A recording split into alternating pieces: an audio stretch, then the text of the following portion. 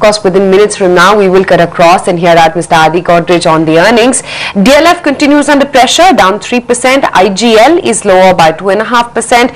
Divi's Labs, and then, of course, the muted performance from most of the auto majors and a couple of trailing earnings reactions as well. M&M is still lower by 2.5%. Hero MotoCorp as well lower by 2.25% as we speak.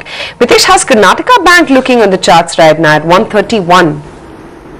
Quite good, again it's had a monthly, weekly and a daily gap today. A lot of indicators in buy mode. I think it should possibly retest the recent swing highs of 140, and beyond that it might even hit up to what levels of 148. So I would be a buy just top below 125.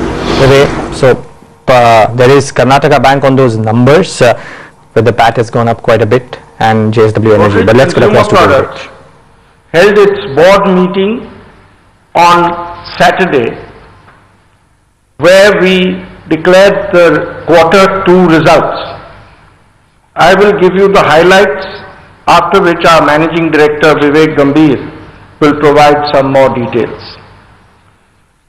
The Q2 financial year 2014 consolidated constant currency net sales increased by 9% over that of the same quarter in the previous year.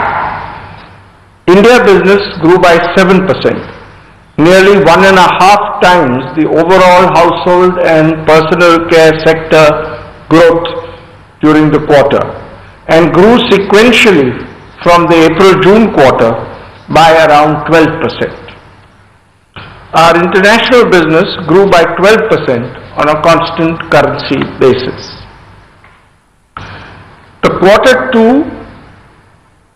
consolidated constant currency EBITDA increased by 18%, driven by a strong growth of 12% in the India business and 27% in the international business. GCPL continues to gain market share across categories. The company was ranked as the #1 FMCG company to work for in India by the Great Place to Work Institute. At the board meeting, an interim dividend of 100%, that is 1 rupee per share, was declared. I'll now ask Vivek to give you further details. Thank you, Mr. Godrej. We continue to outperform in our categories and have delivered strong profit growth. We have gained market share and are in a good position to build on this as the environment improves. In India, two of our core categories, soaps and hair colors, did very well. Our household insecticides business unfortunately got impacted by a delayed and deficient monsoon. Over 30% of India this year received deficient rainfall, and this business is correlated with the rain patterns in the country. Our international business delivered a good 12% constant currency growth with strong performances by Indonesia and our African business. We are beginning to start seeing early signs of a revival in the FMCG environment in India.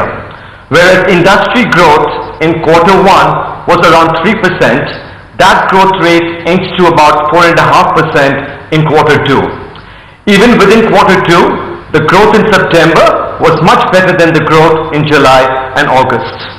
So while this growth is nowhere close to the potential of the Indian FMCG market, it is encouraging that we are beginning to start seeing the environmental indicators trending in the right direction.